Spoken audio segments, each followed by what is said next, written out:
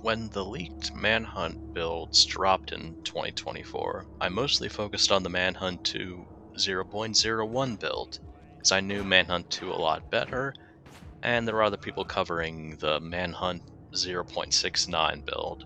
So I figured that other people would have it down, and I could just focus on the Manhunt 2 side of things. Well, it's been over a year since those builds dropped. I've done a lot of videos on the Manhunt 2 leaks, and some more content that came later on. Earlier in the summer, I went through the 0.69 build finally, or as the game sometimes calls it, the 0.67 build. It's not consistent. For the sake of simplicity, I'm just going to keep calling it 0.69. And it was an interesting experience to go through it. It's strange how close it is to the release of the actual game, despite feeling much less polished. I've seen theories that this build might be older than we think, and I could believe that, because this is a lot rougher than the 0.01 build of Manhunt 2. That one only had a few potential crashes here and there, and outside of that, unless you were using cheats, it wasn't that easy to brick the game. Whereas in the 0.69 build, there are a couple levels that just brick themselves without the proper patches, and plenty more opportunities to crash unless you're using safe state strategically. It is interesting to go through though, and I did have some fun outside of the initial headaches. So I'm just gonna give my thoughts and dive into the stranger and more interesting aspects of this build. Starting with some of the simple stuff. The logo is a lot different, the main menu is a lot different, there are language changing options, there are 3 difficulties instead of 2, and the bonus features are listed but not present. There's a menu for it, but there's absolutely nothing there aside from a different menu image. And some of the concept art for the jury is used for the main menu. The jury gang themselves don't appear, but the first level is called Jury Turf, so it feels like it was at least intended for them to show up. Maybe they're even modeled, who knows, because some models here aren't present in the other builds. There's actually a reused model that might have come from the Clowns gang. I thought that was concept art only, but it seems like they had a model made. So who knows what else is under the surface, or what else might have shown up in an earlier build before getting scrapped. But let's talk basics. Cash uses his beta model here, which is a more muscular Hispanic looking guy in a greenish tank top and blue jeans. Starkweather is present only as a voice in this build. He has a placeholder VA, one that does a shockingly good job, to the point where it reminds me of the original voice actor for Wheatley in the Portal 2 previews before they got Stephen Merchant in on the action. Follow the white rabbit. You're one ugly fucking Alice, though. Where the guy did a shockingly good job and Valve briefly considered hiring him on for the role. Now this Starkweather, I mean, he's no Brian Cox. Brian Cox did an amazing job as the sleazy snuff film producer, but this guy also does a good job. He's a step down, sure, but I almost kind of hope he got some other voice acting work. I like the enthusiasm he puts into the role. His Starkweather carries a different vibe, more like a sleazy Wall Street guy getting in on the action of the snuff film industry, but he's pretty good. The gangs are used differently too. In the final game, there are different turfs that Cash is basically thrown into by the Cerberus and by Starkweather, whereas they're more spread out here, sometimes even cooperating in the 0.69 build. Now there are voice lines in the final game for the gangs feuding with each other, and there are some levels where only one gang will specifically appear, along with levels where you can tell there are just placeholders until they get the actual correct gang. But there's a shocking amount of variety, and gangs you wouldn't expect to cooperate will pop up alongside each other. So in the first level, you're fighting the Hoods, which makes sense. The Hoods are the starting gang, and it is called Hood's Turf in the final game, so I get why the Hoods would just be there. When the skins show up, there are also some Hood voice actors, as well as some Innocence voice actors, which is a bit of ironic hilarity in of itself. I mean, you're fighting a white supremacist gang that has Hispanic members and all. This also means that the creepier Innocence voice actor is there, along with the Fug voice actor for the Smileys. I'm not sure if any of the other Smileys are there, but the Smileys show up in some different levels as well, and they use some earlier designs. The hoods are pretty close to their final versions, but the skins, the Innocents and Smileys look much different. The police only have one model, and the Cerberus are a little earlier in their design. Their armbands are yellow instead of red.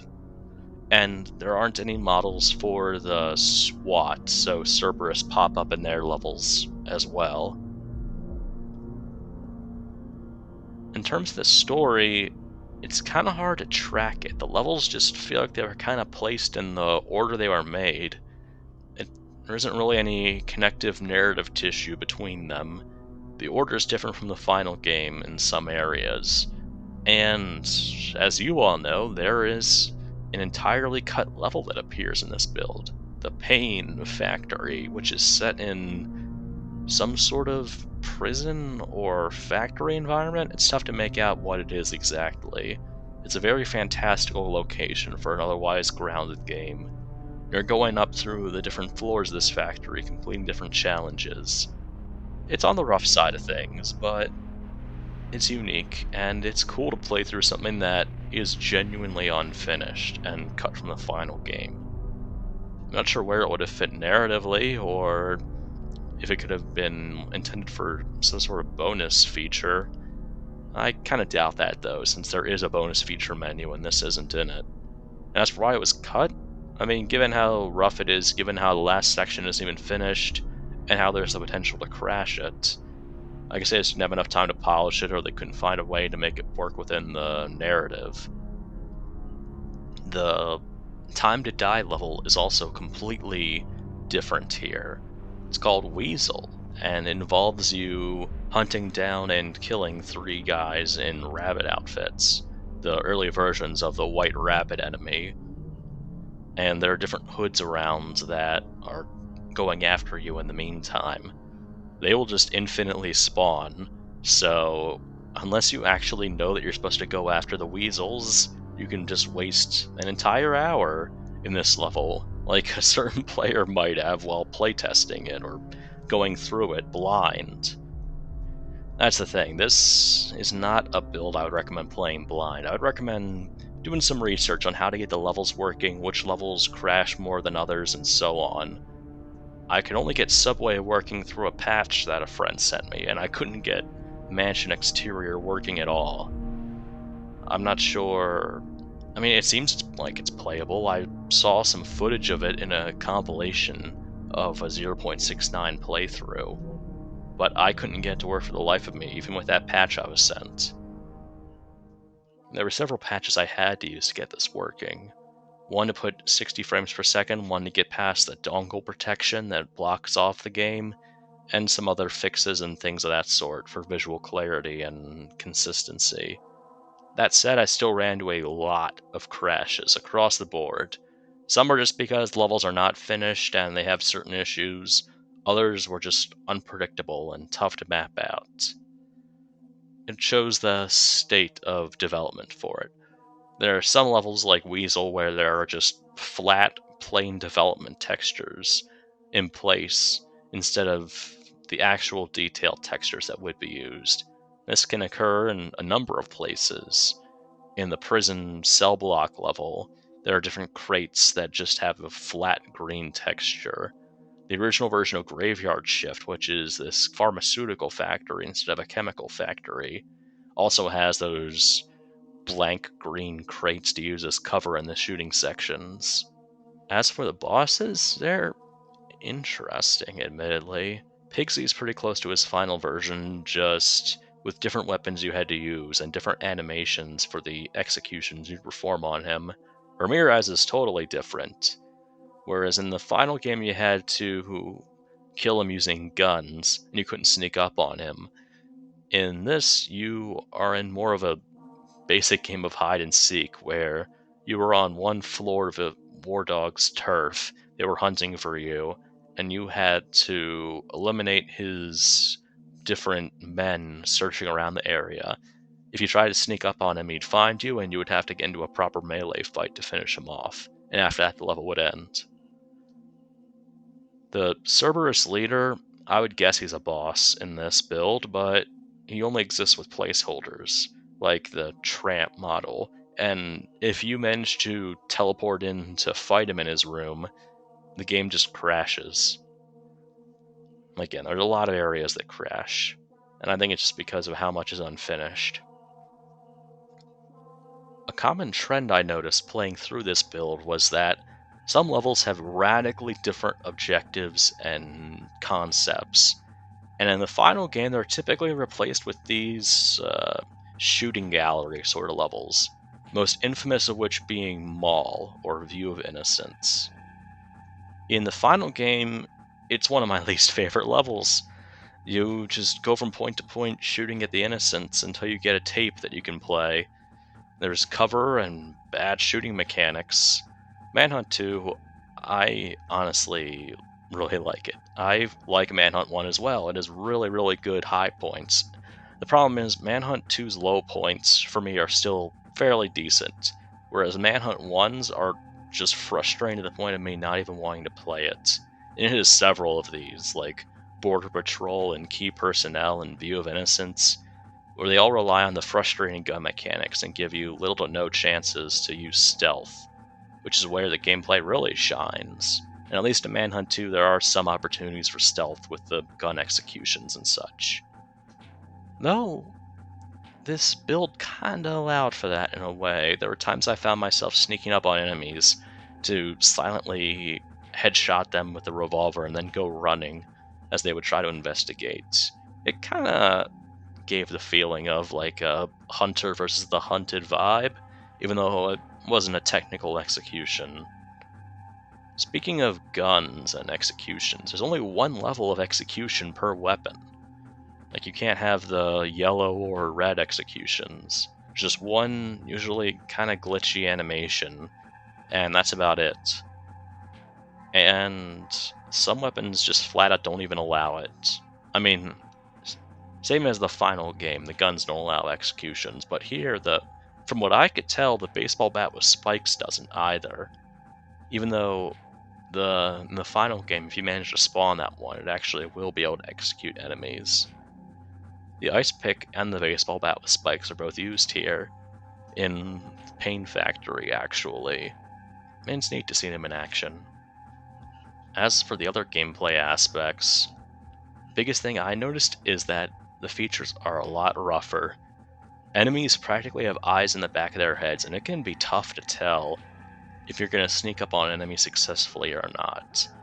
There were times when I thought I had an unaware enemy dead to rights creeping up on them, and I would go up to execute them, and they would just immediately notice me, even if I was out of their field of view. If in Manhunt 2 they have like a 180 degree field of view, and in Manhunt 1 it's a 270 degree field of view, this is more like a 330 or a 340 field of view, where they're seeing things that aren't even in the corner of their eyes anymore.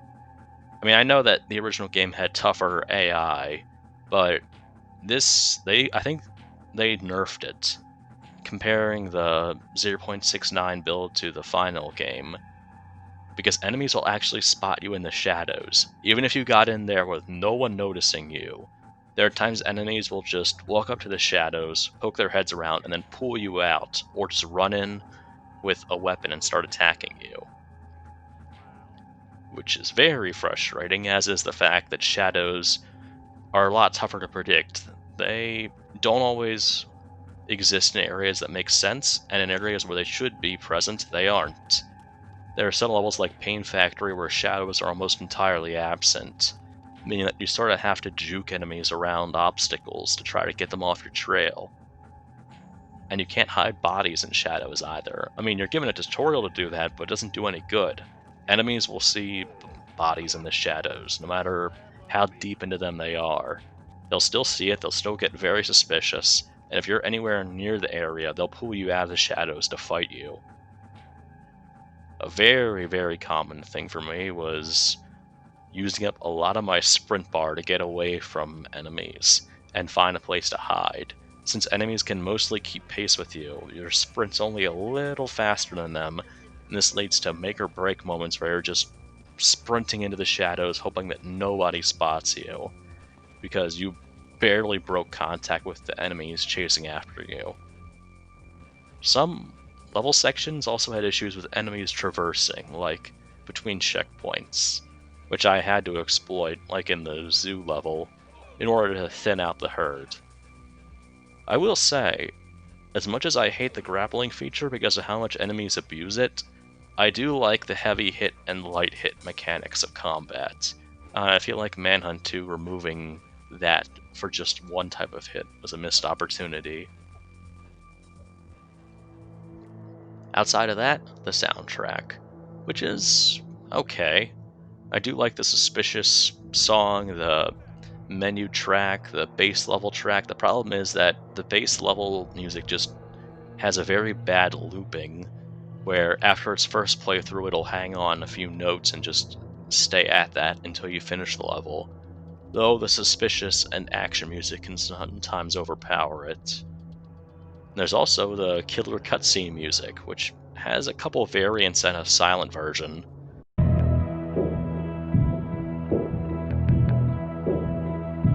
Instead of any of the regular pre-rendered cutscenes, you just get a few seconds of the screen saying killer cutscene with a bleeding font. It's cool.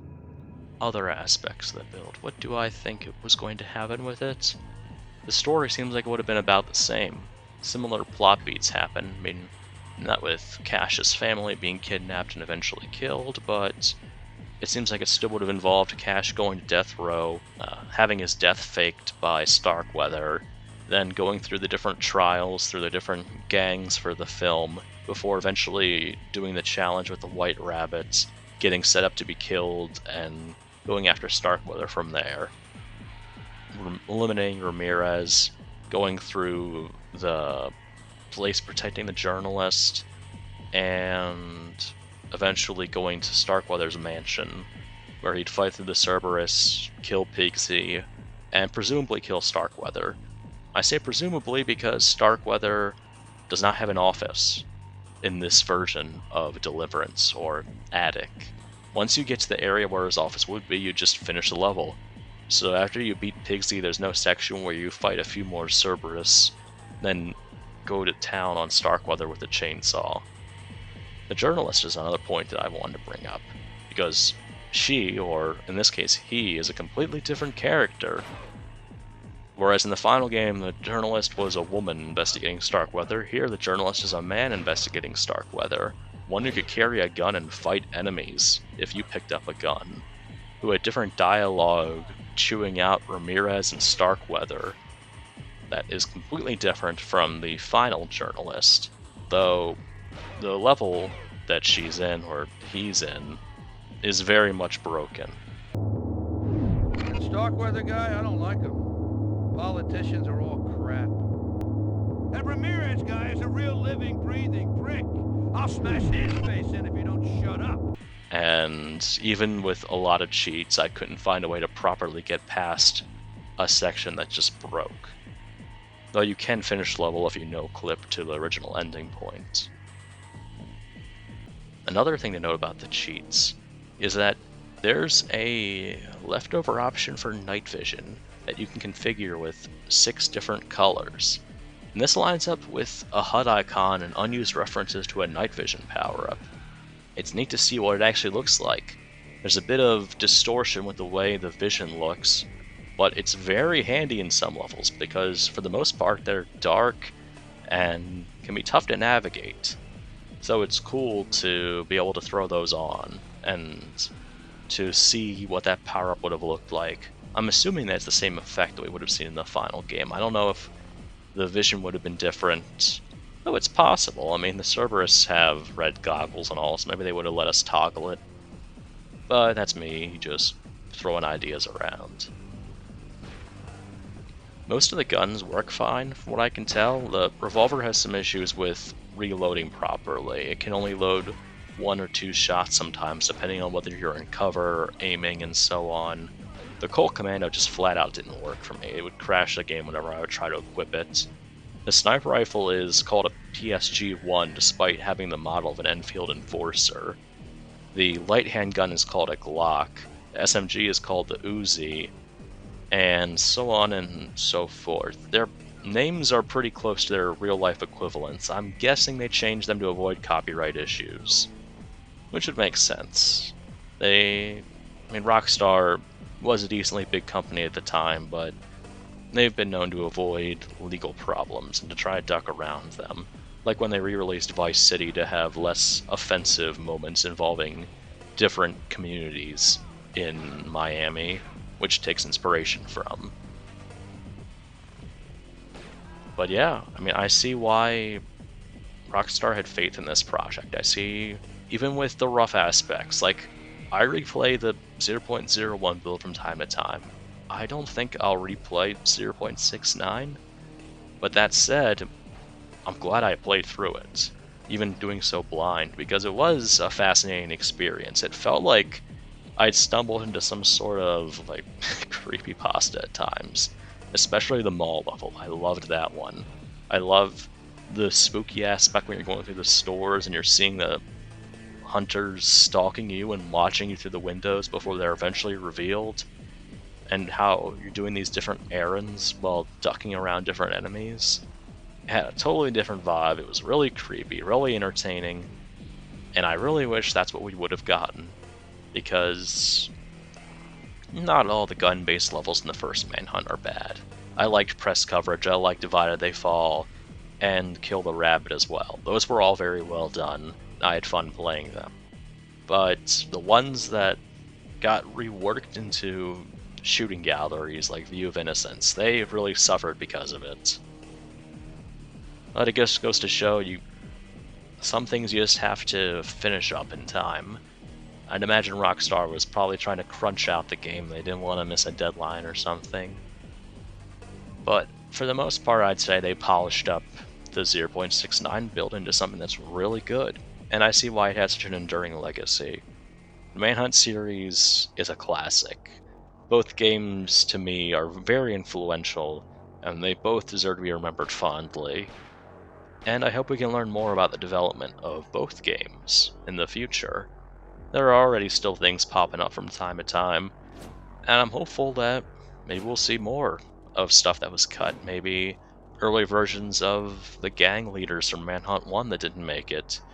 Because, with the way Beta Ramirez reminds me of, the skull-faced innocents.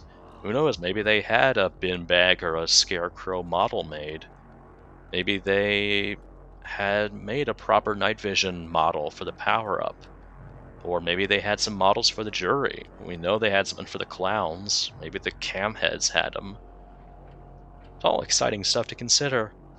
And who knows what'll pop up someday or what fans might be able to recreate. Those are just my thoughts on the 0.69 build. For those of you who've played it, what'd you think of it, especially compared to the final Manhunt? And for those who haven't, what are your thoughts on it, and on the development process of Manhunt? Is there any aspect of the build I missed that you would have wanted me to cover? I know this was a little slap shot with the direction I took, but I was just kind of talking stream of consciousness as I went through the footage of it. Thanks for listening, and thank you to the people who released the 0.69 and 0.01 builds of the Manhunt games. You guys are the real heroes. Take care.